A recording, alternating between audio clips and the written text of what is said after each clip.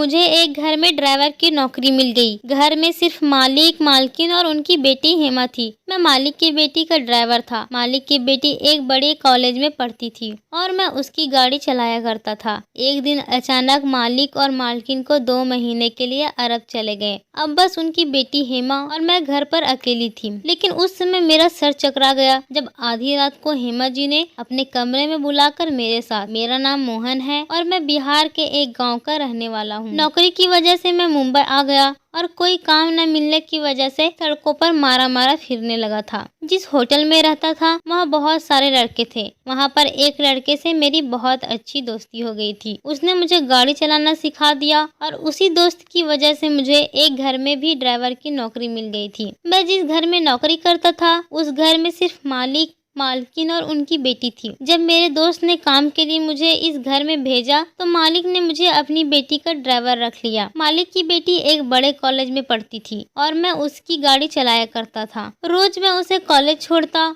और कॉलेज से घर वापस लाता था। अक्सर शाम को हेमा जी अपने दोस्तों के यहाँ जाती तो उसे ले जाने और लाने का काम भी मेरा ही रहता था। एक गांव वाला होने की वजह से मैं सबकी बहुत इज्जत करता था। मैंने कभी हेमा जी की तरफ नजर उठाकर भी नहीं देखा था। मालिक की बेटी हेमा जी एक हसीन और बेहद खूबसूरत लड़की थी, लेकिन मैं हमेशा ही नजरें झुकाकर उससे बात करता। मेरे लिए तो मालिक भगवान के समान थे, जिन्होंने मुझे रहने के लिए घर दिया और नौकरी दी। मैं अपने मालिक का एहसानमंद हूँ, जिन्होंने मुझे काम देकर मेरी मुश्किल आसान कर दी थी। मैं मालिक और मालकिन को बहुत ज्यादा इज्जत करता था क्योंकि वो दोनों भी बहुत अच्छे थे। हेमा जी रास्ते में मुझसे बातें करती और मुझे बहुत सारी बातें बताती, लेकिन मैं उनको सर हिलाने के अलावा कोई जवाब नहीं देता था। वो पढ़ाई में बहुत तेज थी और हर क्लास में फर्स्ट आती थी। हेमा जी मालिक की लाडली बेटी थी। मालिक फौरन ही उनकी हर बात मान लेते थे। हेमा जी ने एक दिन नई गाड़ी की फरमाइश की तो मालिक ने तुरंत उसे नई गाड़ी खरीद कर दे दी। हेमा मुझसे कहने लगी कि देखो, तुम मुझे हेमा जी मत करो, तुम सिर्फ मुझे हेमा कहो और देखो मैंने तुम्हारे लिए नई गाड़ी ली है। उनकी बात सुनकर मैंने मुस्कुरा दिया। वो तो बातों बातों में मुझे हमेशा छेड़ती थी, हमेशा मेरे साथ बात करने की सोचती, लेकिन मैं हमेशा अपने हद में ही रहता। हेमा जब भी मार्केट जाती थी तो मेरे लिए कुछ न कुछ जरूर लेकर आती थी। उसे मालूम था कि मेरी बहन की शादी होने वाली है। वह मेरी बहन के लिए भी कुछ न कुछ खरीद कर दिया करती थी कि यह उसकी शादी के लिए मेरी तरफ से ये सारे तोहफे हैं। मैं उनके व्यवहार से वाकिफ था। वह बहुत चंचल थी, लेकिन मुझे क्या पता था कि यही हेमा एक दिन मेरे किरदार पर उंगली उठाएगी। एक लड़के से छोटी सी उम्र में ही हेमा की मंगनी हो गई थी। हेमा गाड़ी में अक्सर ही फोन पर अपने दोस्त से बातें करती रहती, जिसमें उनके पति का भी कहीं न कहीं नाम आता, लेकिन मैं कभी भी उनकी बात सुनने की कोशिश नहीं करता था। अपना ध्यान इधर उधर लगाए रहता था। सर्दियों के दिन थे। मालिक और मालकिन को अचानक ही विदेश जाना पड़ा था क्योंकि मालिक के बड़े भाई जो अरब में रहते, उनकी हालत बहुत ज्यादा खराब थी और वह आखिरी वक्त में अपने भाई को अपने पास देखना चाहते थे। हेमा की एग्जाम्स होने की वजह से मजबूरन ही मालिक ने अपनी इकलौती बेटी को घर पर ही छोड़ दिए थे।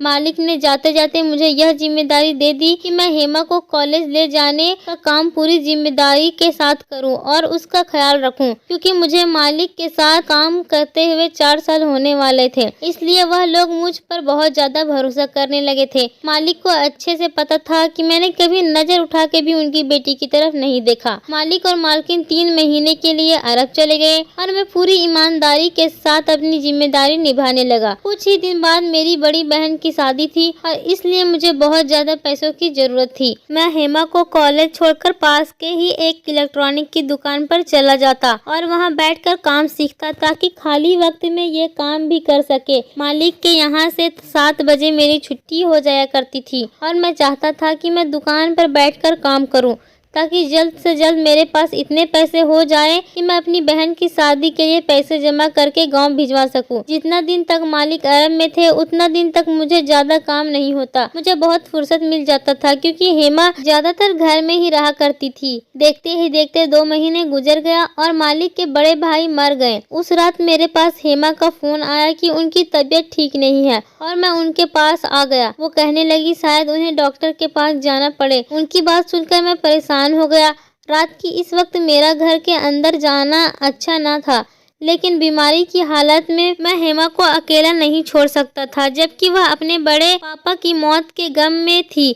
पूरी रात मैं उनके साथ ही रहा और उनका ख्याल रखता रहा। बुखार में तप रही थी और मैं रात भर उनके पास बैठा रहा। सुबह तक उनकी हालत कुछ बेहतर हुई तो मैं वापस अपने क्वार्टर में चला आया। वक्त तेजी से गुजरता रहा। उस दिन के बाद से हेमा की तबीयत ठीक नहीं रहती थी। यह बहुत ही ज्यादा खोई सी रहने लगी।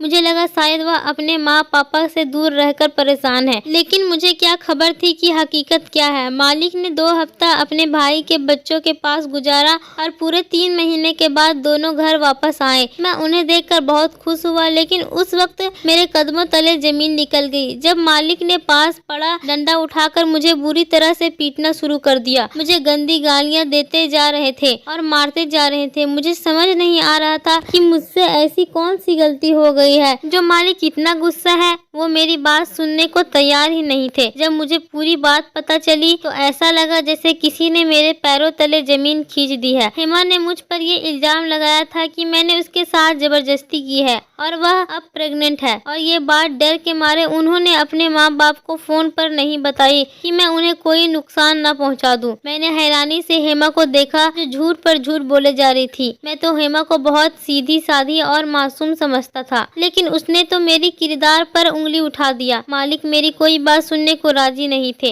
हेमा अपनी झूठ से पीछे हटने को तैयार ही नहीं थी। वह कह रही थी जिस रात बड़े पापा मरे थे उस रात उनकी तबीयत ठीक नहीं थी। उन्होंने मुझे कमरे में बुलाया था। उन्हें लगा कि शायद उन्हें डॉक्टर की जरूरत है, लेकिन वह अस्पताल ले जाने की बजाय मेरे साथ गलत काम कर बैठा। मालिक ने पुलिस को बुलाकर मुझे जेल में डलवाने का फैसला किया था, लेकिन हेमा ने उन्हें रोक दिया। हेमा ने अपने पापा से कहा कि ऐसा करने से उनकी इज्जत पर आ जाएगी। हेमा के पापा मुझे नौकरी से निकाल चुके थे और मैं बहुत ही ज्यादा परेशान था। मेरे पास करने के लिए कोई और काम न था और इतनी जल्दी मुझे दूसरी नौकरी भी मिल नहीं सकती थी, जबकि मेरी बहन की शादी सर पर आ गई थी। मैं मालिक के दिए हुए क्वार्टर में रहता था और अब मेरे पास रहने के लिए भी कोई जगह नहीं थी। इसलिए मैं मजबूर होकर दोबारा मालिक के घर पर आ गया और अपनी बेगुनाही का यकीन दिलाने लगा, लेकिन मालिक ने मेरे सामने ऐसी शर्त रखी कि मेरे होश उड़ गए। मालिक ने मुझसे कहा कि तुम्हें हेमा से कुछ महीने के लिए शादी करना होगा। जब बच्चा पैदा हो जाएगा तो फिर तुम इस घर को छोड़कर चले जाना। हमने बच्चा गिराने की बहुत कोशिश की, लेकिन तब डॉक्टर ने यही कहा है ऐसा करने से हेमा की मौत हो सकती है और मैं अपनी इकलौती बेटी को खोना नहीं चाहता। हेमा का मंगेतर भी उसे छोड़कर चला गया है और इससे पहले कि दुनिया में हमारी बदनामी हो,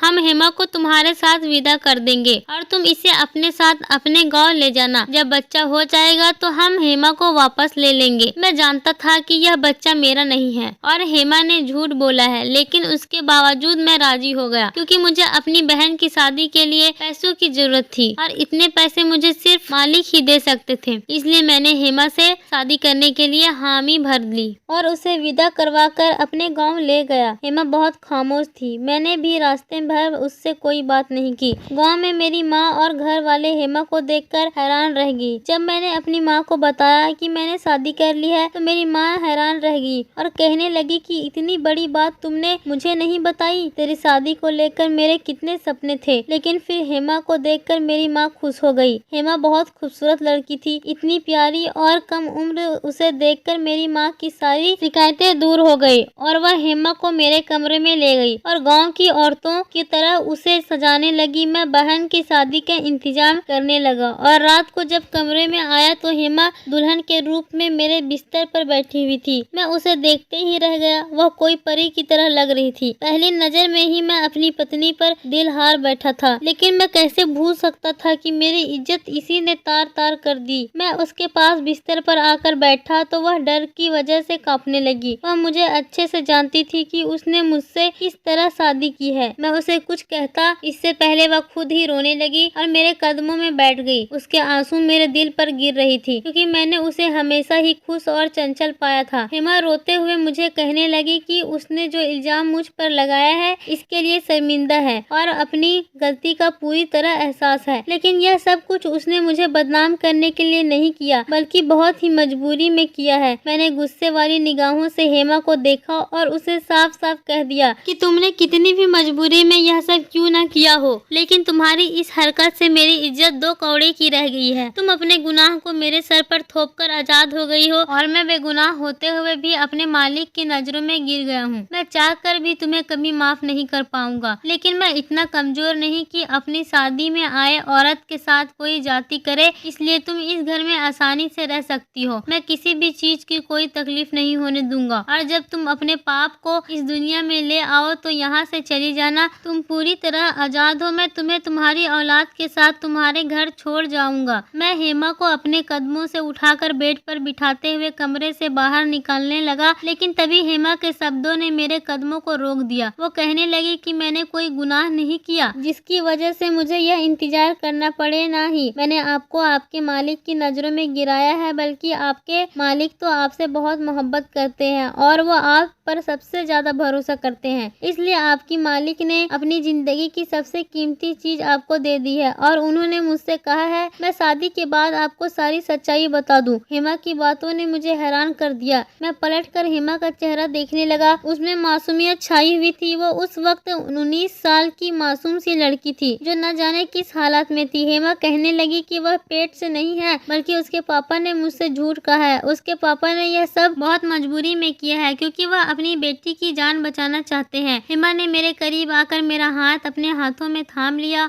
और मुझे अपने साथ लिए बेंच पर बैठ गई। हेमा बहुत धीरे आवाज में अपनी सच्चाई बता रही थी। मैं चुपचाप उसकी बातों को सुन रहा था। हेमा कहने लगी कि पापा के पुराने दोस्त ने अपने बेटे का रिश्ता बचपन में ही उसके साथ मांगा था। उनके दोस्त और दोस्त की पत्नी बहुत ही अच्छे थे, इसलिए मेरे पापा ने मेरी मंगनी अपने दोस्त के बेटे से करवा दी। लेकिन वक्त गुजरने के साथ साथ मेरे पापा को अपनी गलती का एहसास हुआ, क्योंकि मेरा मंगेतर रोहन अपने माँ बाप का इकलौता बेटा होने की वजह से बहुत ज्यादा बिगड़ चुका था। उसके पास ना ही पैसे की कमी थी, ना ही कोई रोक टोक करने वाला था। रोहन के माँ बाप कभी भी अपने बेटे को गलत बात पर नहीं रोकते थे। जैसे जैसे रोहन बड़ा होते जा रहा था वो बिगड़ता जा रहा था। हेमा बताने लगी कि जब उसकी माँ बाप अरब में गए हुए थे, रोहन ने कई बार उसके साथ बदतमीजी करने की कोशिश की और एक बार तो वह शराब के नशों में घर आया और हेमा के साथ जाति करना चाहा, लेकिन उसने खुद को कमरे में बंद करके बचा लिया। और जिस रात उसकी बड़े पापा मरे थे, उसे एक दिन पहले भी रोहन ने अपने दोस्तों के साथ मिलकर हेमा के साथ गलत करने की कोशिश की और उसी डर की वजह से उसे बुखार लगा था। उसे समझ नहीं आ रहा था कि वह अपने बचाव के लिए क्या करे, क्योंकि उसे डर था कि कहीं रोहन उसके अकेलेपन का फायदा उठाकर दोबारा घर में घुस सकता है। इसलिए उसने सारी रात मुझे अपनी कमरे में बैठाए रखा। हेमा रोहन से ज्यादा मेरे किरदार पर भरोसा करती थी। अपने मम्मी पापा के वापस आते ही उसने एक ही बात अपने बाप को बताई। मालिक ने रोहन के पापा से बात की कि वह अपने बेटे को समझाए, जब हेमा से शादी करनी है तो इस तरह की हरकतें करने की क्या जरूरत है। लेकिन रोहन के पिता ने यह कहकर बात खत्म कर दी कि रोहन नौजवान है और जज्बात में आकर ऐसा करता है। बच्चे हैं, थोड़ी बहुत मस्ती तो करते हैं। क्या हेमा अपने मंगेतर के साथ कुछ वक्त भी नहीं गुजार सकती? हेमा कहने लगी। तभी पापा को एहसास हुआ कि उन्होंने कितना बड़ा गलत फैसला लिया है, क्योंकि रोहन का इतना ज्यादा बिगड़ने के पीछे कोई और नहीं बल्कि उसके पापा है। वह तो शादी के बाद भी ऐसी घटिया हरकतें कर सकता है। मेरे पापा ने जैसे ही रोहन के साथ मेरा रिश्ता खत्म करने की बात की तो रोहन धमकियों पर उतर आया और उसने साफ साफ कहा कि वह मुझे नहीं छोड़ेगा। पापा मुझे लेकर बहुत ज्यादा परेशान थे। तभी उन्हें बाहर तुम गाड़ी साफ करते दिखाई दिए। मैंने पापा को यह भी बताया था कि जिस दिन बड़े पापा की मौत हुई थी तुमने सारी रात बैठकर मेरी हिफाजत की थी। पापा को पता चल गया था कि तुम एक अच्छे किरदार वाले इंसान हो, इसलिए पापा ने यह फैसला किया कि वह तुमसे मेरी शादी करवा देंगे और रोहन ने पूरी तरह से छुटकारा पा लेंगे। लेकिन रोहन मेरी शादी इतनी आसानी से नहीं होने दे सकता था, इसलिए पापा ने अपने दोस्त को यह सब बात बताई कि तुमने मेरी इज्जत पर हमला किया है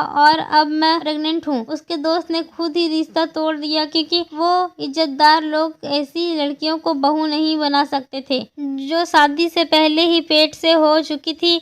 पापा तुम्हें पहले ही सारी हकीकत बता देना चाहते थे, लेकिन पापा को डर था कि अगर तुमने शादी से इनकार कर दिया तो वह क्या करेंगे। इसलिए पापा ने जानबूझकर तुम पर गलत इल्जाम लगाया और तुम्हें नौकरी से निकाल दिया, क्योंकि वह जानते थे कि तुम्हें पैसों की बहुत जरूरत है। पापा को यकीन था कि तुम खुद ही पलट कर वापस आओगे तो शादी की शर्त रख देंगे। पापा की तरकीब कामयाब हो गई और जब तुम इस शहर में कोई ठिकाना ना मिला तो तुम खुद पापा के घर पर चले आए और पापा ने शादी की बात रखकर अपने तकलीफ दूर कर दी। पापा ने मुझे विदा करके हम लोगों को गांव से भेज दिया ताकि उनका बेटा हमें कोई नुकसान पहुंचा ना सके। पापा जानते थे कि तुम बहुत अच्छे इंसान हो और सारी सच्चाई जानने के बाद भी मुझे जरूर अपना आओगे। पापा पहले ही दिन से कहते थे कि तुम बिल्कुल भी लालची आदमी नहीं हो, एक अच्छे किरदार के नेक इंसान हो। तुम चाहो तो मैं यह सब साबित कर सकता हूँ कि मैं पेट से नहीं हूँ और ना ही किसी मर्द ने मुझे कभी हाथ लगाया है। बहुत मजबूरी में पापा ने मुझे तुम्हारे हवाले किया है और मैंने अपने पूरे दिल से तुमसे शादी की है क्योंकि मैं खुद भी तुम्हारी अच्छाई की गवाही देती हूँ। हो सके तो मुझे और मेरे पापा को बस एक झूठ के लिए माफ कर देना। हेमा की आंखों से आंसू टपक रहे थे और मुझे उन आंखों में एक बाप बेटी की बेबसी दिखाई दे रही थी। मैंने हेमा को अपने सीने से लगा लिया। वह एक बहुत ही प्यारी लड़की थी जिसे शायद भगवान ने इस तरह मेरे नसीब में लिखा था। मेरी माँ ने बहन की शादी की रस्मों के साथ साथ मेरी भी शादी की रस्म शुरू कर दी। मैं अपनी पत्नी को गाँव के लोगों की तरह सस्ता संवरता देखकर खुश हो रहा था। हेमा ने अपने पापा को फोन करके बता दिया था कि यहाँ हमारी शादी की रस्में हो रही है, तो हेमा की मम्मी पापा दोनों खामोशी से मेरे गांव चले आए और वह भी हमारी शादी में शामिल हो गए। मेरे मालिक ने आते ही हाथ जोड़कर मुझसे अपनी गलती की माफी मांगी, लेकिन मैं तो उन्हें पहले से ही माफ कर चुका था। मैं खुद एक बहन का भाई था और मुझे अच्छी तरह से पता है कि कोई भी बाप या भाई अपनी बेटी की शादी किसी भी ऐसे शख्स के साथ नहीं कर सकता जो नशेबाज और बहुत ही ज्यादा बिगड़ा हुआ हो। यह बात जो मुझे अच्छी तरह समझ आ गई थी कि अपने बच्चों की किस्मत के फैसले उनके बचपन में नहीं करनी चाहिए क्योंकि बड़े होकर वो न जाने कौन सा रास्ता चुने या फिर उनके दिल में किसी और की मोहब्बत बस जाए। आप इस बात का पता नहीं लगा सकते वो आपकी बहन या बेटी इतनी सस्ती नहीं होती कि आप किसी बद किरदार शख्स के साथ उसकी शादी कर दे या फिर क्या पता उसके दिल में किसी और की तस्वीर हो। दोस्तों, उम्मीद करती हूँ आपको हमारी कहानी पसंद आई होगी। कहानी पसंद आई है तो वीडियो को लाइक करें और चैनल पर नए हैं तो चैनल को सब्सक्राइब करें। मिलते हैं अगली कहानी में।